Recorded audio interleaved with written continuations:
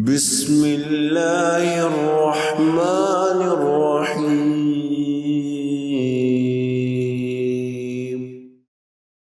الحمدللہ والصلاة والسلام علی رسول اللہ صلی اللہ علیہ وسلم۔ اللہ رب العزت نے کعبۃ اللہ کو اپنی رحمتوں، برکتوں اور تجلیات کا مرکز بنایا ہے۔ دنیا بھر کے مسلمان جب بیت اللہ کے گرد محبت اور عقیدت سے چکر لگاتے ہیں تو یہ عمل طواف کہلاتا ہے۔ یہ جو طواف ہے یہ محض چند چکروں کا نام نہیں ہے، بلکہ یہ اس بات کا اظہار ہوتا ہے کہ ہم اللہ رب العزت کے ساتھ عشق رکھتے ہیں، ہم اللہ تعالیٰ کے بندے ہیں، اس کے مکمل فرما بردار ہیں، اور ہم اللہ تعالیٰ کے سامنے اپنی عاجزی کا اظہار کر رہے ہوتے ہیں، اور یہ بھی ثبوت دے رہے ہوتے ہیں کہ ہمارا اللہ تعالیٰ سے جو تعلق ہے یہ اس کا پریکٹیکل یا عملی اظہار ہے۔ سورۃ الحج کی آیت نمبر 29 میں اللہ رب العزت کا ارشاد ہے وَلْيَطَّوَّفُوا بِالْبَيْتِ الْعَتِيقِ، اور اب انہیں چاہیے کہ اس اللہ کے قدیم گھر کا طواف کریں۔ اس گھر کی اہمیت کا اندازہ ذرا اس بات سے لگائیے جسے ہم بیت الحرام کہتے ہیں کہ اللہ تعالیٰ نے طواف کے علاوہ کسی اور بیت الحرام کے علاوہ کسی اور عمارت کے طواف کا حکم ہمیں نہیں دیا ہے، اور پھر اللہ تعالیٰ نے اس طواف کو افضل ترین اعمال میں سے، افضل ترین نیکیوں میں سے جانا ہے۔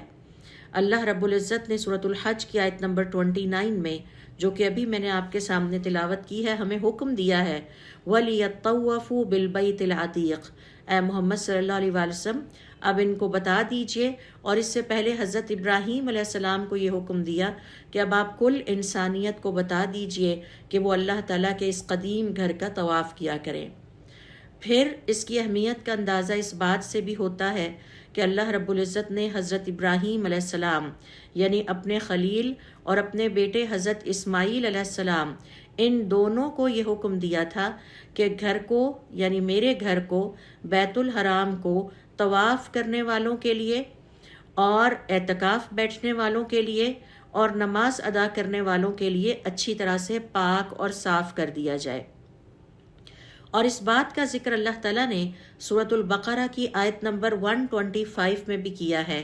وَعَهِدْنَا إِلَىٰ إِبْرَاهِيمَ وَإِسْمَاعِيلَ أَن طَهِّرَا بَيْتِيَ لِلطَّائِفِينَ وَالْعَاكِفِينَ وَالرُّكَّعِ السُّجُودِ۔ یہاں پر آپ دیکھیے کہ اس آیت میں اللہ رب العزت ہمیں بتا رہے ہیں کہ ہم نے حضرت ابراہیم اور حضرت اسماعیل علیہ السلام دونوں کو یہ حکم دیا تھا کہ میرے گھر یعنی بیت الحرام کو پاک کر دیا جائے، اور پاک میں صفائی شامل ہے، صفائی میں پاکیزگی شامل نہیں ہے، یعنی اسے اچھی طرح سے پاک اور صاف کر دیا جائے، للطائفین طواف کرنے والوں کے لیے۔ تو عبادت کے جتنے بھی پیٹرنز ہیں اس وقت اس آیت کے مطابق جب مسلمان یا انسان اللہ تعالیٰ کے گھر میں ہوتا ہے تو اس وقت جو افضل ترین عبادتیں ہیں ان میں سے ایک طواف بھی ہے۔ تو میرے گھر کو پاک اور صاف کر دیا جائے طواف کرنے والوں کے لیے، عاکفین اعتکاف بیٹھنے والوں کے لیے، اور والرکع السجود اور جو رکوع کرنے والے ہیں اور سجدہ کرنے والے ہیں یعنی نماز پڑھنے والے ہیں۔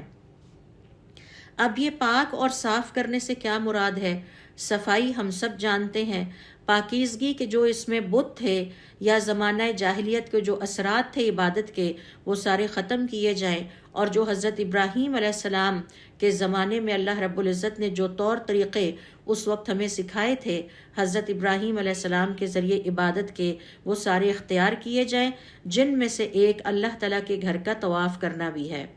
پھر سورۃ الحج کی آیت نمبر 26 دیکھیے جس میں اللہ رب العزت کا ارشاد ہے وَطَهِّرْ بَيْتِيَ لِلطَّائِفِينَ وَالْقَائِمِينَ وَالرُّكَّعِ السُّجُودِ، اور میرے گھر کو پاک کر دیجئے طواف کرنے والوں کے لیے۔ یہاں اللہ رب العزت نے ایک دفعہ پھر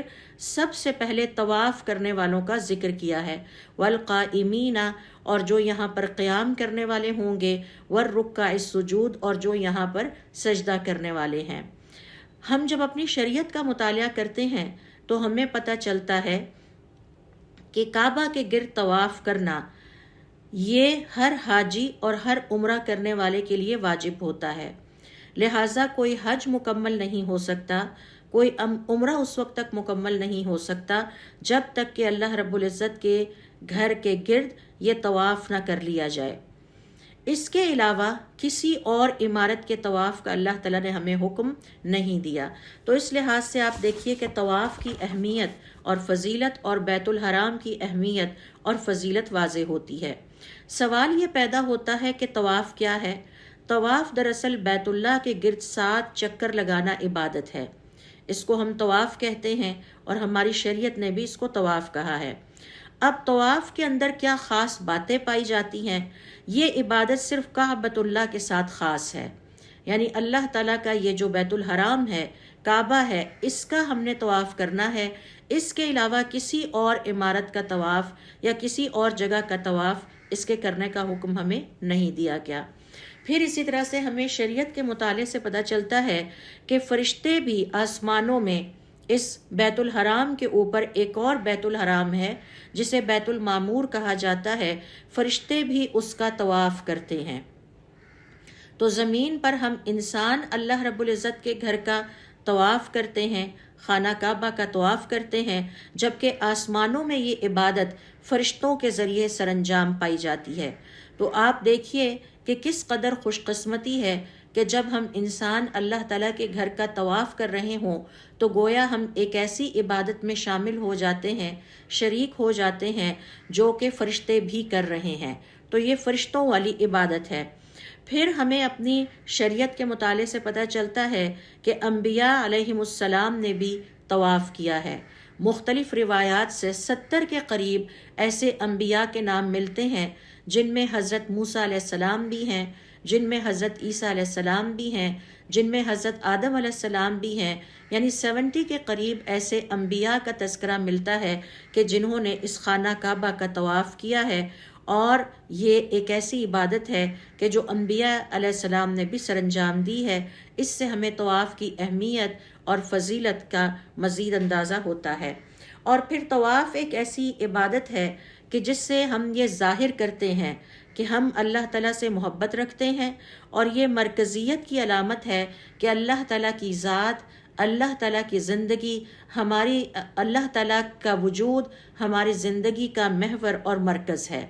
یعنی اللہ تعالیٰ کو جو مقام ہماری زندگی میں حاصل ہے وہ کسی اور ہستی کو، کسی اور وجود کو، کسی اور چیز کو حاصل نہیں ہے۔ آپ نوٹ کیجئے کہ طواف بھی ایک عبادت ہے اور نماز بھی ایک عبادت ہے۔ آگے جا کے ہم تھوڑا مزید ڈیٹیل کے ساتھ اس کے بارے میں سیکھیں گے۔ نماز میں بندہ اللہ تعالیٰ کے سامنے کھڑا ہوتا ہے۔ ہمیں یہ سکھایا گیا ہے کہ جب ہم نماز میں ہوتے ہیں تو نماز مومن کی معراج ہے۔ معراج کیا ہے؟ معراج ایک ایسا سفر تھا جس میں حضور اکرم صلی اللہ علیہ وآلہ وسلم اس مادی دنیا سے نکل کر اس دوسری دنیا تک پہنچے تھے۔ تو مسلمان کی معراج نماز ہے، اس میں وہ اللہ تعالیٰ کے سامنے کھڑا ہوتا ہے، جبکہ طواف میں بندہ اللہ تعالیٰ کے گھر کے گرد گھوم کر اللہ تعالیٰ کے ساتھ اپنی محبت اور اپنی عقیدت اور اپنی وابستگی کا اظہار کرتا ہے، اور اس بات کا اقرار کرتا ہے کہ اس کی زندگی میں صرف اور صرف اللہ تعالیٰ کی ذات ہی کو مرکزیت حاصل ہے۔ اس کی ساری زندگی اللہ رب العزت کے گرد گھومتی ہے، اللہ کے علاوہ اس کی کوئی فکر نہیں ہے، اللہ تعالیٰ کے علاوہ اس کی کوئی پریشانی نہیں ہے، اللہ کے علاوہ اس کا کوئی سہارا نہیں ہے۔ ایاک نعبد و ایاک نستعین، اے اللہ تعالیٰ ہر طرح کی عبادتیں ہم صرف آپ ہی کی کرتے ہیں، اور آپ ہی سے ہماری ساری امیدیں ہیں، آپ ہی سے ہم مدد مانگتے ہیں۔ تو یہ تو ڈسکشن تھی ہماری کہ طواف کا تعارف کیا ہے، اس کی اہمیت کیا ہے، اور طواف کی خصوصیات کیا ہے۔ آئیے ذرا اب ہم دیکھتے ہیں کہ قرآن اور حدیث کی روشنی میں ہمیں طواف جیسی عظیم عبادت کے بارے میں کیا تعلیمات ملتی ہیں۔ تو سب سے پہلے نمبر پر نوٹ کیجئے، علماء کرام کا یہ کہنا ہے کہ ہمیں اپنی شریعت کے مطالعے سے پتہ چلتا ہے کہ خانہ کعبہ کے گرد ہمارا طواف کرنا بالکل نماز جیسی عبادت ہے۔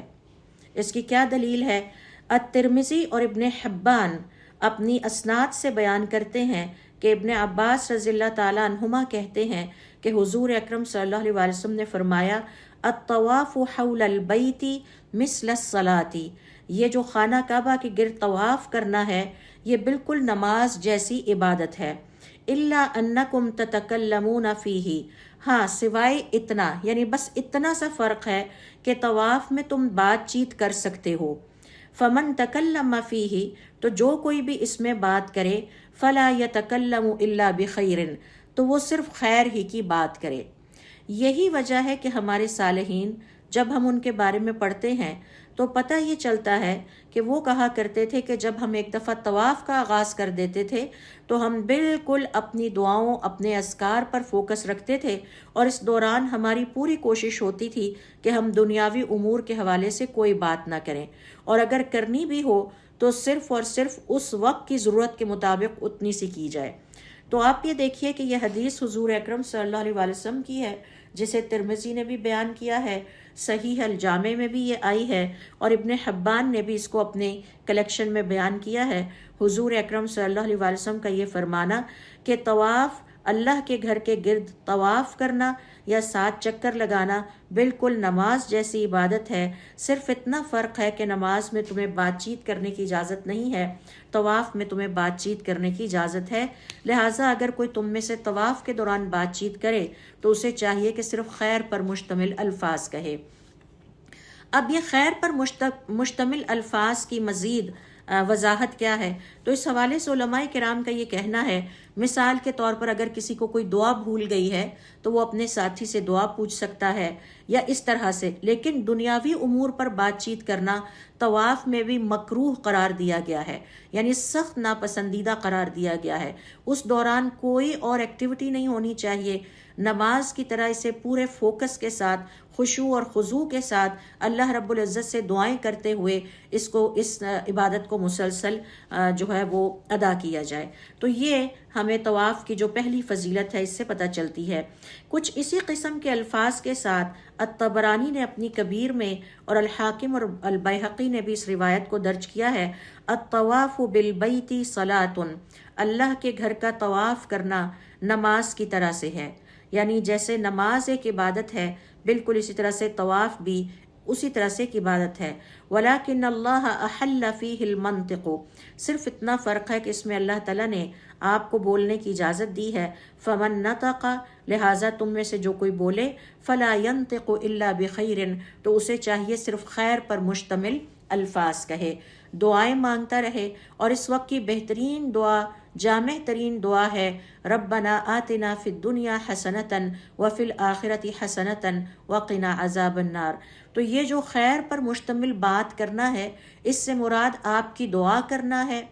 آپ کے اذکار ہیں، یعنی پورا وقت 7 چکر لگاتے وقت ہماری زبان دعا سے تر رہنی چاہیے، اذکار سے تر رہنی چاہیے، اللہ تعالیٰ کو یاد کرتے رہیں۔ اس میں بولنے کی اجازت دینے کا یہ قطعاً مطلب نہیں ہے کہ اس میں دنیاوی گفتگو کی جائے یا سیلفیز لینے کے لیے سارے اکٹھے ہو جائیں اور اپنے آپ کو سیٹ کیا جائے کہ ہم نے اپنی تصویر لے کے بھیجنی ہے۔ یہ ساری وہ چیزیں ہیں جو طواف کے اجر و ثواب کو بہت زیادہ کم کر دیتی ہیں۔ پھر اسی طرح سے یہی روایت کچھ اور الفاظ کے ساتھ کچھ اور کتابوں میں آئی ہے، الطواف صلاۃ، یہ تمہارا طواف کرنا نماز ہی کی مانند ہے، فَأَقِلُّ فِيهِ الْكَلَامَ، لہٰذا اس میں دنیا داری کے حوالے سے گفتگو زیادہ نہ کیا کرو۔ بہت ضروری بات، جیسے کسی کا اگر بیگ گر گیا ہے وہ پکڑنا ہے، یا اپنے ساتھی کو تلاش کرنے کے لیے آواز دینا ہے، اس طرح کی کوئی بات جو اس وقت کی ضرورت ہے انتہائی مختصر انداز میں تو کی جا سکتی ہے، اس سے زیادہ کی اجازت نہیں ہے۔ اور ہمارے صالحین طواف کی حالت میں بالکل دنیاوی بات چیت کو ترک کر کے صرف اپنی دعاؤں اور اپنے اذکار پر فوکس کیا کرتے تھے۔ دوسرے نمبر پر دیکھیے طواف کی فضیلت کیا ہے اور اس کا اجر و ثواب کیا ہے، کہ اللہ کے گھر کا طواف کرنا ایک گردن آزاد کرنے کے برابر اس کا اجر و ثواب ہے۔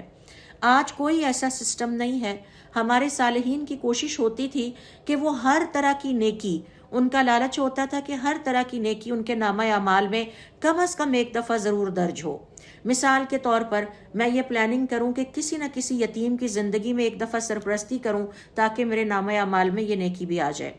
اب ایک نیکی ہے گردن آزاد کرنا. آج کل یہ کوئی اتنا آسان کام نہیں ہے، لیکن اگر کسی کو اللہ تعالیٰ نے عمرے کے لیے اپنے گھر بلایا ہے یا حج کے لیے بلایا ہے تو وہ بہت خوش قسمت انسان ہے. اگر وہ اللہ کے گھر کا اچھے طریقے سے طواف کر لیتا ہے تو ہر طواف پر یعنی 7 دفعہ جو چکر ہیں مکمل کرنے پر اس کو ایک گردن آزاد کرنے کا ثواب ملتا ہے. اور آپ جانتے ہیں کہ جب ہم خانہ کعبہ میں موجود ہوتے ہیں تو اس وقت وہاں کی افضل ترین عبادت یہ ہے کہ آپ جتنی دفعہ طواف کرنا چاہیں کر سکیں. اور اس حوالے سے جب میں نے صالحین کے اقوال پڑھے تو میں حیران رہ گئی کہ ایک دن میں ماشاءاللہ 100 سے بھی زیادہ اوپر دفعہ انہوں نے طواف کیے. تو ہر دفعہ 7 چکر پورے کرنے پر جو ایک مسلمان کو ثواب ملتا ہے وہ یہ ہے کہ وہ ایک گردن اس نے آزاد کی ہے.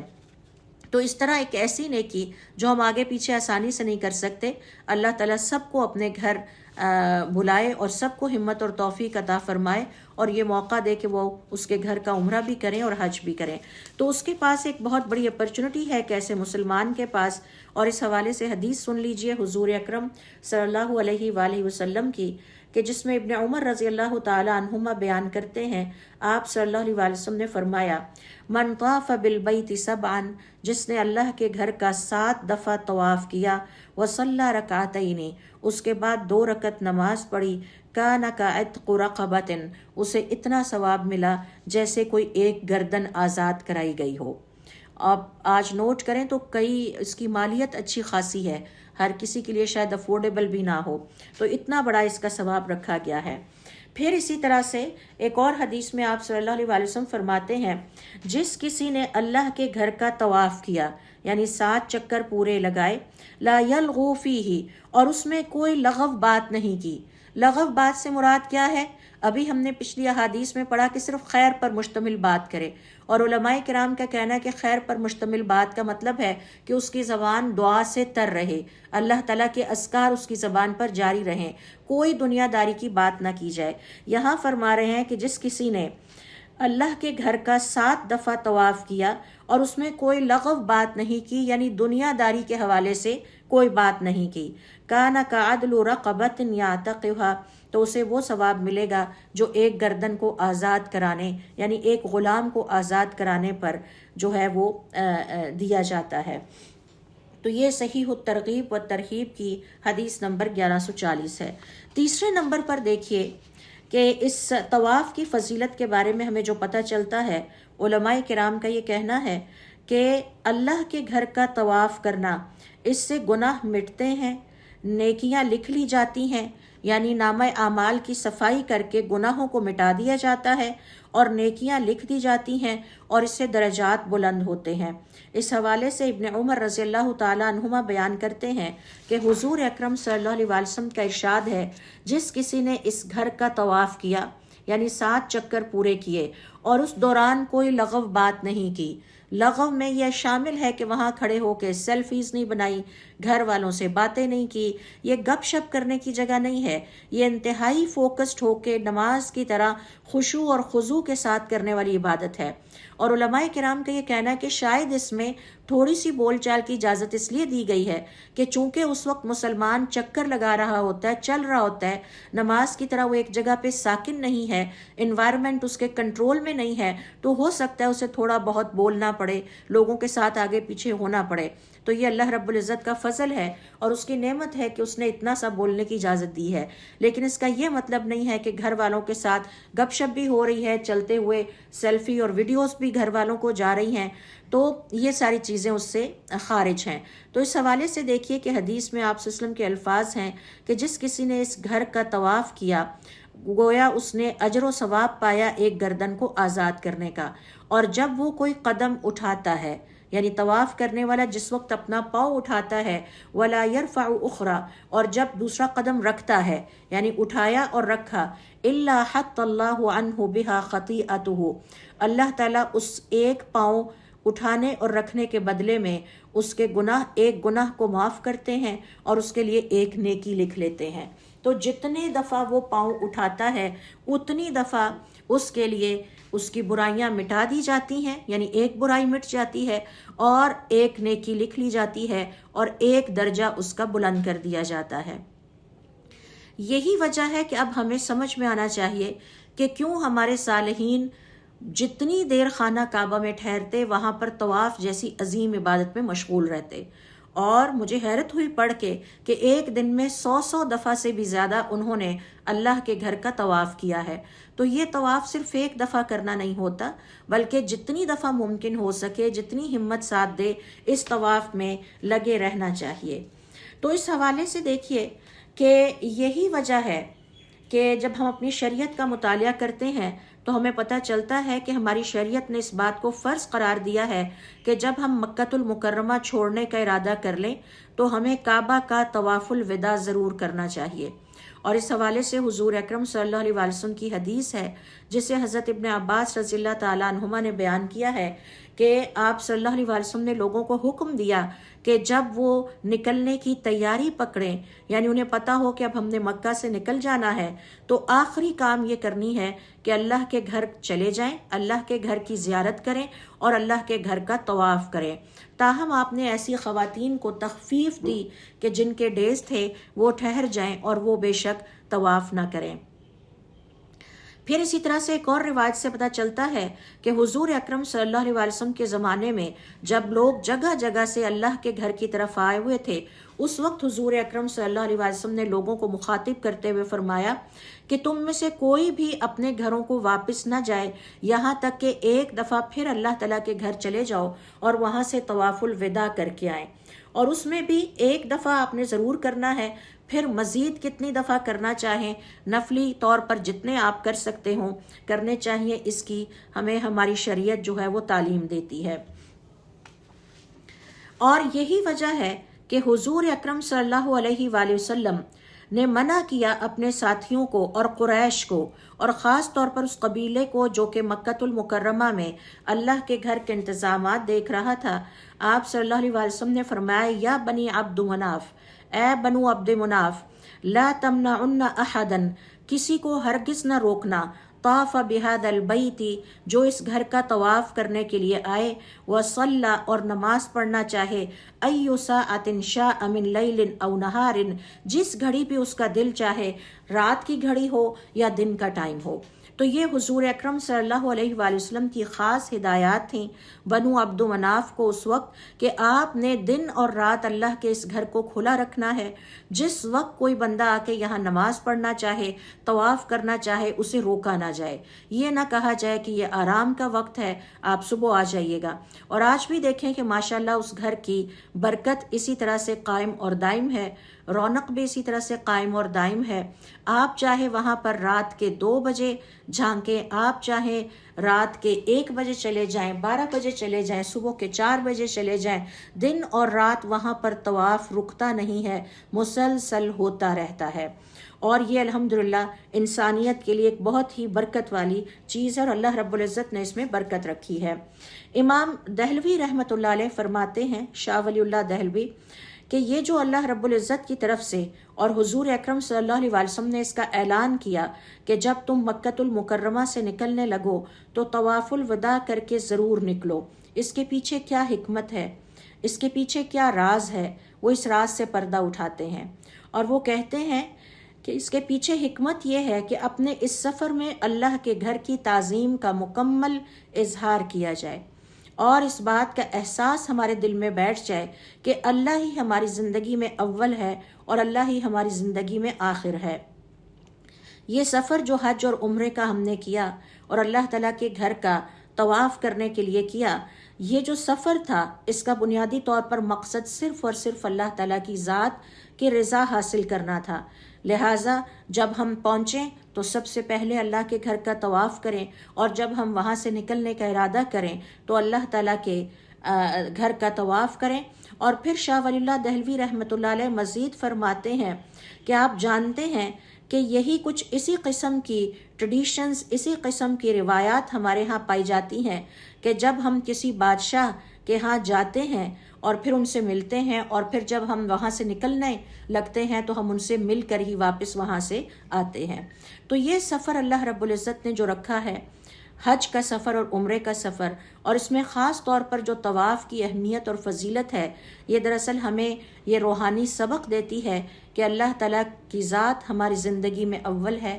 اللہ تعالیٰ کی ذات ہماری زندگی میں آخر ہے۔ اسی کی پکار پر ہم اپنا گھر بار، اپنے آرام، اپنے پسندیدہ کھانے، اپنی فیملیز، اپنے بچے، اپنی ہر طرح کی خوشی چھوڑ کر اس کے گھر پہنچ گئے ہیں۔ یہ اس بات کا ثبوت ہے کہ ہم اللہ رب العزت سے عشق رکھتے ہیں، ہم اللہ تعالیٰ سے محبت رکھتے ہیں، وہ ہماری زندگی میں سب سے پہلے ہے اور وہی ہماری زندگی میں آخر ہے۔ تو یہ ہے اللہ رب العزت سے وہ محبت اور عقیدت کا اظہار جو کہ ہم طواف کی حالت میں کرتے ہیں، اور حضور اکرم صلی اللہ علیہ وسلم نے اسی لیے اپنے قبیلے کو ارشاد کرتے ہوئے فرمایا کہ جب کبھی بھی بیت اللہ کے گھر کو بند نہ کرنا، جب کبھی بھی کسی کا دل چاہے، جس وقت دل چاہے وہ اس گھر میں آ سکتا ہے، آ کے نماز ادا کر سکتا ہے اور طواف کر سکتا ہے۔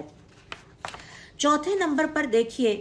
کہ ہم نے سیکھا کہ کس طرح سے گناہوں کی معافی ہوتی ہے۔ ابھی آپ نے پچھلی ایک حدیث میں سنا کہ حضور اکرم صلی اللہ علیہ وسلم فرماتے ہیں کہ طواف کے دوران جب طواف کرنے والا حاجی یا عمرہ کرنے والا ایک قدم اٹھاتا ہے اور رکھتا ہے تو اس کے نتیجے میں ہر قدم پر اس کے گناہ معاف ہوتے ہیں، نیکیاں لکھ لی جاتی ہیں اور درجات بلند ہوتے ہیں۔ پانچویں نمبر پر دیکھیے کہ ہر قدم پر نیکی، یعنی اگر آپ خانہ کعبہ کا طواف کر رہے ہیں تو کتنے قدم آپ نے اٹھائے ہوں گے، اور 7 چکروں میں کتنے قدم بنتے ہیں، تو یہ اللہ رب العزت کی وسیع رحمت، شفقت اور فضل کا اظہار ہے۔ آپ صلی اللہ علیہ وسلم کا ارشاد ہے کہ طواف کرنے والا جو قدم اٹھاتا ہے اور رکھتا ہے، ہر قدم کے بدلے اس کے لیے نیکی لکھ لی جاتی ہے، گناہ مٹا دیے جاتے ہیں اور درجات بلند کیے جاتے ہیں۔ اب طواف کو جو نماز کی مانند کہا، یہ ایک اور اجر و ثواب ہے۔ اس میں جو بات کرنے کی اجازت دی گئی ہے، اس میں ہمیں سکھایا گیا ہے کہ زبان کی حفاظت کی جائے، ذکر اور دعا میں مشغول رہیں اور دل حاضر رہیں، یعنی پورے دل کی حاضری کے ساتھ اللہ تعالیٰ کے گھر میں جو ہے وہ حاضری دی جائے۔ چھٹے نمبر پر آپ دیکھیے کہ طواف جیسی عظیم فضیلت میں اللہ تعالیٰ کی رحمتیں طواف کرنے والوں پر نازل ہوتی ہیں۔ طواف کے دوران بندہ اللہ تعالیٰ کے اپنے آپ کو انتہائی قریب محسوس کرتا ہے۔ ظاہر ہے کہ جب ہماری نظر اس کے گھر پہ پڑتی ہے تو اس وقت ہمارے کیا جذبات ہوتے ہیں۔ یقیناً آپ میں سے جن لوگوں نے عمرہ کیا ہوگا یا حج کیا ہوگا وہ اس بات کو اچھی طرح سے محسوس کر سکتے ہیں۔ تو یہ چھٹے نمبر پر طواف وہ عبادت ہے کہ جس دوران کرتے ہوئے اللہ تعالیٰ کی رحمتیں طواف کرنے والے پر نازل ہوتی ہیں، اور کتنے ہی لوگ ہمارے صالحین میں سے ایسے ہیں جو کہتے ہیں کہ ہماری کئی دعائیں جو ہم نے طواف میں کی تھی وہاں جا کے قبول ہوئیں، اس سے پہلے وہ قبولیت کے درجے کو نہیں پہنچی تھیں۔ تو ہمارے صالحین کہا کرتے، ہم نے بیت اللہ کے گرد آنسو بہائے، اللہ تعالیٰ نے ہماری پکار سن لی۔ تو یہ وہ جگہ ہے جہاں پر اللہ تعالیٰ کی رحمت نازل ہو رہی ہوتی ہے۔ 7ویں نمبر پر دیکھیے طواف کی ایک اور فضیلت یہ ہے کہ یہ ایک جنتی عمل ہے۔ حضور اکرم صلی اللہ علیہ وسلم فرماتے ہیں کہ بیت اللہ وہ مقام ہے جہاں اللہ رب العزت کی رحمتیں نازل ہوتی ہیں۔ یہ وہ جگہ ہے جہاں اللہ تعالیٰ کی رحمتیں نازل ہوتی ہیں۔ تو طواف گویا جنتی ماحول کی یاد دلاتا ہے۔ انسان وہاں پر اپنے آپ کو اللہ تعالیٰ کی رحمت کے آغوش میں محسوس کرتا ہے، اور مکۃ المکرمہ کی حفاظت کے لیے اللہ رب العزت کی طرف سے ایک ڈیوائن سسٹم کام کر رہا ہے۔ اسی طرح سے بیت اللہ یا خانہ کعبہ کی حفاظت کے لیے بھی اللہ تعالیٰ کی طرف سے فرشتے مقرر کیے گئے ہیں جو کہ اس کی حفاظت کر رہے ہوتے ہیں۔ اور بعض روایات سے پتہ چلتا ہے کہ جب انسان وہاں پر طواف کر رہے ہوتے ہیں تو اس وقت ان کے ساتھ فرشتے بھی وہاں پر طواف کر رہے ہوتے ہیں۔ اور بعض روایات سے پتہ چلتا ہے کہ خانہ کعبہ اور مکۃ المکرمہ کی حفاظت کے لیے 50,000 فرشتے تازہ دم ہر وقت وہاں پر موجود رہتے ہیں، اور جب ان کی باری ختم ہوتی ہے تو پھر اگلا گروہ وہاں پر پہنچ جاتا ہے، طواف کرتا ہے اور پھر اپنی ڈیوٹی کی جگہ سنبھال لیتا ہے، اور پچھلا گروہ جو ہے وہ واپس روانہ ہو جاتا ہے۔ 8ویں نمبر پر دیکھیے کہ طواف کی فضیلت یہ بھی ہے کہ یہ ایک ایسی عبادت ہے کہ جسے کرتے ہوئے فرشتوں سے بھی انسان کی مشابہت ہوتی ہے اور انبیاء سے بھی مشابہت ہوتی ہے۔ وہ عبادت جسے فرشتے بھی کرتے ہیں اور وہ عبادت جسے انبیاء نے بھی کی، جب وہ عبادت ہم کرتے ہیں تو آپ اس وقت محسوس کیجئے کہ ایک معمولی عبادت نہیں ہے جو آپ کر رہے ہیں۔ فرشتے بیت المعمور کا طواف کرتے ہیں، جبکہ ایمان والے اللہ تعالیٰ کے گھر یعنی خانہ کعبہ کا طواف کر رہے ہوتے ہیں۔ تو گویا ہمیں اس حدیث سے، اس اہم بنیادی نقطے سے یہ سبق ملتا ہے کہ مومن زمین پر رہتے ہوئے بھی فرشتوں جیسے اعمال اختیار کرتا ہے، اور یہ بہت بڑا اعزاز ہے کہ مومن زمین پر رہتے ہوئے بھی فرشتوں جیسے اعمال اختیار کرتا ہے۔ ایک اور نیک عمل جہاں پر انسان یا مسلمان کی مشابہت فرشتوں سے ہوتی ہے وہ نماز میں صفیں بنانا ہے۔ حضور اکرم صلی اللہ علیہ وسلم اپنی ایک حدیث میں فرماتے ہیں، کیا تم نہیں چاہتے کہ تم بھی نماز میں اسی طرح سے مضبوط اور سیدھی صفیں بناؤ جیسے کہ فرشتے مکمل ڈسپلن کے ساتھ آسمانوں میں بناتے ہیں؟ تو یہ ایک ایسی عبادت ہے، یعنی دوسری عبادت آپ کہہ لیجئے نماز کے بعد، کہ جب مسلمان طواف کر رہے ہوتے ہیں۔ اور تیسری بات آپ نوٹ کیجئے کہ اس روئے زمین پر ہر وقت نماز جیسی عبادت بھی سر انجام پا رہی ہے اور ہر وقت طواف بھی ہوتا رہتا ہے۔ تو یہ ایسی عظیم عبادتیں ہیں کہ جن کی اللہ رب العزت نے فضیلتیں بہت زیادہ رکھی ہیں، اور مومن زمین پر رہتے ہوئے بھی فرشتوں جیسے نیکی کے کاموں میں مصروف ہوتا ہے۔ پھر 9ویں نمبر پر دیکھیے، طواف کی ایک اور فضیلت ہمارے سامنے آتی ہے، اور وہ فضیلت کیا ہے کہ یہ دعا کی قبولیت کی جگہ بھی ہے۔ ہماری وہ دعائیں جو ہم محسوس کرتے ہیں کہ ہم مانگتے رہے لیکن آج تک قبول نہیں ہو سکیں، انہیں سنبھال لیجئے اور طواف کرتے ہوئے کیجئے۔ اس حوالے سے علماء کرام کا یہ کہنا ہے، ملتزم کے پاس حجر اسود کے قریب اور رکن یمانی کے درمیان طواف کرتے ہوئے ان دعاؤں کو بار بار دہرائیے، اللہ تعالیٰ سے مانگیے اور پورے یقین کے ساتھ کریں۔ ہمارے صالحین کہتے ہیں کہ ہماری اکثر دعائیں یہیں پر زیادہ قبول ہوئیں۔ اس حوالے سے طواف کے دوران جو صحیح روایات کے مطابق دعا سب سے زیادہ کرنی چاہیے وہ ہے، ربنا آتنا فی الدنیا حسنۃ وفی الآخرۃ حسنۃ وقنا عذاب النار۔ اے ہمارے رب، ہمیں دنیا کی بھی تمام بھلائیاں عطا فرما اور آخرت کی بھی تمام بھلائیاں عطا فرما، اور ہمیں آگ کے عذاب سے بچا لے۔ پھر اسی طرح سے دیکھیے ایک اور فضیلت جو طواف جیسی عظیم عبادت کی ہمارے سامنے آتی ہے کہ اللہ رب العزت نے اسے دلوں کا سکون بنایا ہے۔ کتنے ہی پریشان حال لوگ ہیں جو طواف میں سکون پاتے ہیں، تو گویا یہ ایک طرح سے ہماری روحانی تھراپی ہوتی ہے۔ اللہ رب العزت کا ارشاد ہے، الا بذکر اللہ تطمئن القلوب، اللہ تعالیٰ کے ذکر سے دل مطمئن ہوتے ہیں۔ تو جب اللہ تعالیٰ کے ذکر سے دل مطمئن ہوتے ہیں، اور یہ عام ذکر کی بات ہے، جب اللہ تعالیٰ کے گھر میں طواف کرتے ہوئے اللہ کو یاد کیا جاتا ہے تو اس میں دلوں کو سکون اور اطمینان کیوں نہیں ملے گا۔ اسی طرح سے علماء کرام کا یہ کہنا ہے کہ طواف کی ایک اور فضیلت یا اجر و ثواب یہ بھی ہے کہ طواف اللہ تعالیٰ کے شاعر کی تعظیم بھی ہے، یعنی طواف کے ذریعے ہم اس بات کا اظہار کرتے ہیں کہ ہم اللہ تعالیٰ کے شاعر کی تعظیم کر رہے ہیں۔ اب سوال یہ پیدا ہوتا ہے کہ شاعر کا کیا مطلب ہے اور تعظیم کیسے ہوتی ہے؟ تو اس حوالے سے اللہ رب العزت کا سورۃ الحج کی آیت نمبر 32 میں ارشاد ہے، وَمَن يُعَظِّمْ شَعَائِرَ اللَّهِ، اور جو اللہ تعالیٰ کے شاعر کی تعظیم کرتا ہے، فَإِنَّهَا مِن تَقْوَى الْقُلُوبِ، تو یہ اس بات کی دلیل ہے کہ اس کے دل میں اللہ تعالیٰ کا تقوی پایا جاتا ہے۔ شاعر سے مراد علماء کرام کا یہ کہنا ہے کہ یہ لفظ شعیرہ کی جمع ہے، جس کا مطلب ہے اللہ تعالیٰ کی نشانیاں، اللہ تعالیٰ کی وہ نشانیاں، وہ عبادتیں، وہ مقدس چیزیں جو دین اسلام کی پہچان ہیں، یہ اللہ تعالیٰ کے شاعر کہلاتے ہیں۔ اور شاعر اللہ وہ امور جو اللہ تعالیٰ کی عظمت، اللہ تعالیٰ کی عبادت اور دین کی علامت ہے، جیسے کہ خانہ کعبہ ہے، قربانی ہے، صفا اور مروہ کو اللہ تعالیٰ نے اپنی نشانیاں کہا ہے،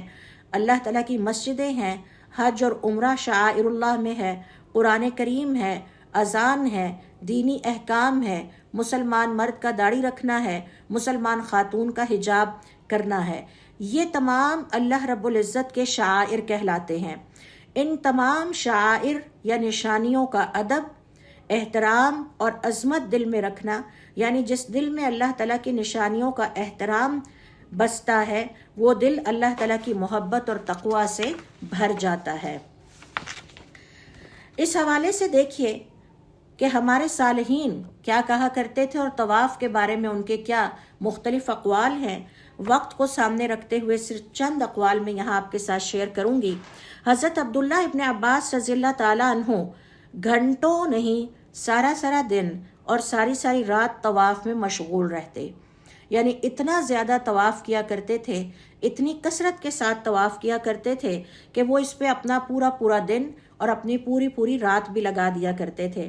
امام حسن بصری رحمۃ اللہ علیہ بھی اسی طرح سے مسلسل طواف کیا کرتے اور فرمایا کرتے کہ طواف ایک ایسی عبادت ہے جو دل کو زندہ کر دیتی ہے،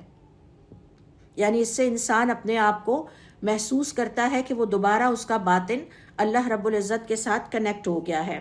حضرت عبداللہ ابن مبارک رحمۃ اللہ علیہ طواف میں روتے رہتے اور فرمایا کرتے اور دعا کرتے، اے اللہ اگر تو نے مجھے معاف نہ کیا تو تیرا ہی در میرے پاس ہے، تجھے چھوڑ کر میں کہاں جاؤں گا۔ تو اللہ رب العزت سے کلام کرتے، اللہ تعالیٰ سے دعائیں کرتے اور اپنے سارے وقت کو ڈیڈیکیٹ کر دیتے طواف کے لیے۔ زیادہ سے زیادہ طواف میں اپنا وقت ہمارے صالحین لگایا کرتے تھے۔ یہ جو طواف جیسی عظیم عبادت ہے اور جس کے لیے ہمیں بہت زیادہ ترغیب بھی دی گئی ہے اور ہمیں حکم بھی دیا گیا ہے، بنیادی طور پر یہ ہمیں کچھ سکھاتا ہے، یہ ہمیں کچھ روحانی یا اسپرچول لیسنز دیتا ہے۔ اس میں سب سے پہلا یہ ہے کہ اللہ تعالیٰ ہماری زندگی کا مرکز ہونا چاہیے۔ طواف ہمیں یہ سکھاتا ہے کہ ہماری زندگی کا مرکز و محور صرف اور صرف اللہ رب العزت کی ذات ہونی چاہیے۔ تو ہم جب بھی کوئی کام کرنے لگیں، کوئی فیصلہ کریں، ہم اس میں یہ دیکھیں کہ اللہ رب العزت کو یہ پسند ہے یا نہیں ہے، یا اس حوالے سے اللہ رب العزت کے احکامات کیا ہیں۔ لہٰذا جس طرح ہم طواف میں خانہ کعبہ کے گرد چکر لگاتے ہیں، ویسے ہی ہماری زندگی اللہ تعالیٰ کے گرد گھومنی چاہیے۔ دوسرے نمبر پر ہمیں اس سے یہ لیسن ملتا ہے کہ طواف کرتے ہوئے ہم دیکھتے ہیں کہ ہر دنیا کے کونے کونے سے مسلمان وہاں پر آتے ہیں اور تمام کے تمام وہاں پر اکٹھے ہوتے ہیں اور عربی زبان میں لبیک اللہم لبیک کہتے ہوئے حاضر ہوتے ہیں۔ اس وقت وہ سب مسلمان ایک جیسے لگ رہے ہوتے ہیں، ان سب کا لباس ایک ہوتا ہے، ان سب کی عبادت کا انداز وہ ایک ہوتا ہے، ان کی زندگی کا فوکس ایک ہوتا ہے اور وہ سب اپنے رب کو پکار رہے ہوتے ہیں۔ تو علماء کرام کا یہ کہنا ہے کہ طواف جیسی عظیم عبادت ہمیں امت کے اتحاد کا درس دیتی ہے۔ یہ وہ گلوبل جرنی ہے، پوری دنیا میں ایک دفعہ یہ سفر ہر سال ہوتا ہے اور اس پر یہودی اور عیسائی اور غیر مسلم قومیں مسلمانوں سے حسد کرتی ہیں کہ یہ کیسے لوگ ہیں جو اتنا پیسہ خرچ کر کے ہر سال نکلتے ہیں، اور اس پر ریسرچ پیپر پبلش ہوتے ہیں۔ حتیٰ کہ قربانی کو بڑا کرٹیسائز کیا جاتا ہے، حج کو بڑا کرٹیسائز کیا جاتا ہے، اور ثابت کرنے کی یہ یہودی اور عیسائی ریسرچرز اور دیگر غیر مسلم اقوام کے ریسرچرز یہ ثابت کرنے کی کوشش کرتے ہیں کہ مسلمانوں کو عقل مندی سے کام لینا چاہیے۔ اتنے ملین اور ٹریلین ڈالرز، اربوں خربوں یہ ہر سال اس سفر پر خرچ کرتے ہیں، اور اس کا فائدہ صرف ایک ملک کو ہوتا ہے۔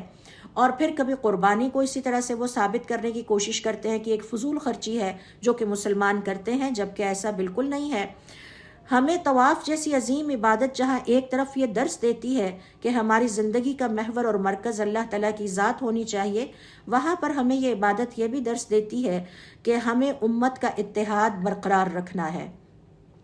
ہمارا ایک دوسرے کے ساتھ جو تعلق ہے تمام مسلمانوں کا، وہ لا الہ الا اللہ، اللہ تعالیٰ کے نام پر قائم ہے، اور ہمارا جو آپس میں مسلمانوں کا، چاہے وہ ملائیشیا کے ہیں، چاہے وہ دنیا کے کسی بھی ملک کے ہیں، ان کے ساتھ ہمارا تعلق صرف اس وجہ سے ہے کہ ہم سب کا اللہ ایک ہے، ہم سب کی کتاب ایک ہے، ہم سب کی عبادتیں ایک ہیں، اور ہم سب اللہ کی خاطر آپس میں ایک دوسرے سے جڑے ہوئے ہیں۔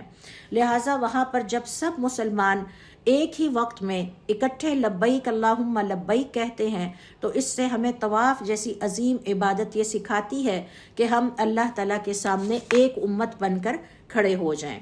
پھر اسی طرح سے طواف جیسی عظیم عبادت ہمیں عاجزی بھی سکھاتی ہے۔ ہم وہاں سب ایک جیسے ہوتے ہیں، بے سر و سامان، ایک جیسے لباس میں، کسی کا لباس قیمتی نہیں ہے، کسی کا لباس ادنا نہیں ہے اور کسی کا لباس اعلیٰ نہیں ہے، تمام چاہے بادشاہ ہیں یا غریب ہے ایک ہی لباس میں اپنے رب کے سامنے حاضر ہو جاتے ہیں۔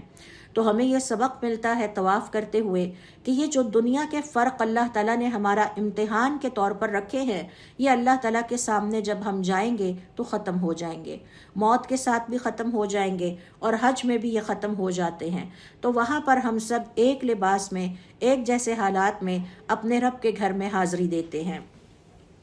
پھر یہ جو طواف جیسی عظیم عبادت ہے، یہ ہمیں آخرت کی یاد بھی دلاتی ہے۔ قیامت کے دن انسان اللہ تعالیٰ کے گرد رحمت کا امیدوار بنا کھڑا ہوگا۔ جس طرح آج ہم دنیا کی زندگی میں اللہ کے گھر پیسے خرچ کر کے اپنا سب کچھ یہاں چھوڑ کے پیچھے اپنی فیملی، اپنے گھر کے لوگ، اپنا آرام قربان کر کے نکل جاتے ہیں اور اللہ تعالیٰ کی رحمت کی امید رکھتے ہوئے ہم اللہ تعالیٰ کے گھر کا طواف کرتے ہیں، بالکل اسی طرح قیامت کے دن جب ہم اللہ کے سامنے اسی طرح کے لباس میں حاضر ہوں گے تو ہمیں اللہ تعالیٰ سے رحمت کی امید ہوگی۔ پھر پانچویں نمبر پر یہ دیکھیے کہ یہ جو طواف کا منظر ہے یہ ہمیں قیامت کے دن کی اس طرح سے بھی یاد دلاتا ہے کہ وہاں بھی انسانوں کا اسی طرح سے ہجوم ہوگا، ہر رنگ اور ہر نسل کے انسان وہاں پر موجود ہوں گے، میدان محشر آباد ہو چکا ہوگا اور سب لوگ اللہ تعالیٰ کے سامنے اپنے اپنے اعمال کا جواب دینے کے لیے کھڑے ہوں گے۔ تو ہمیں گویا یہ طواف کی جو عبادت ہے یہ یاد دلاتی ہے کہ ہماری زندگی کا ایک اہم ترین مقصد ہے اور وہ ہے اللہ تعالیٰ سے ملاقات کرنا اور اس کے لیے ہمیں تیاری کرنی ہے۔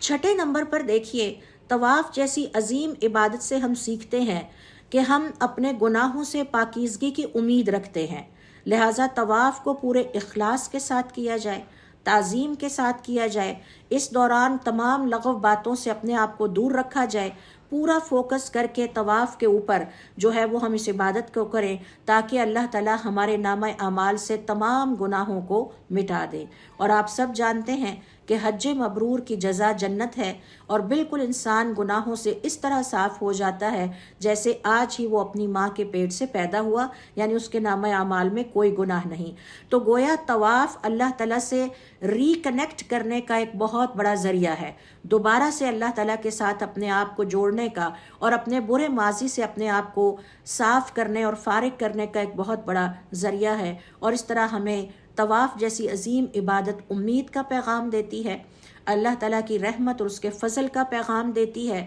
اور یہ امید دیتی ہے کہ انشاءاللہ اللہ تعالیٰ جس نے ہمیں دنیا کی زندگی میں اپنے گھر کی اتنی بڑی عبادت کرنے کی توفیق عطا فرمائی جسے ہم طواف کہتے ہیں، وہ آخرت میں بھی ہمارے ضرور اخروی کامیابی اور فلاح سے نوازے گا۔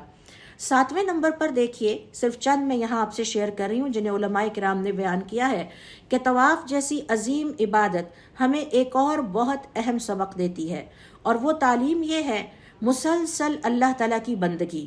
اللہ تعالیٰ کی مسلسل گردش، اللہ کے گھر کی جس طرح سے طواف میں ہم مسلسل گردش کرتے ہیں، بالکل اسی طرح سے ہمارا اللہ تعالیٰ کے ساتھ تعلق لمحات کا یا گھنٹوں کا یا وقتی نہیں ہے۔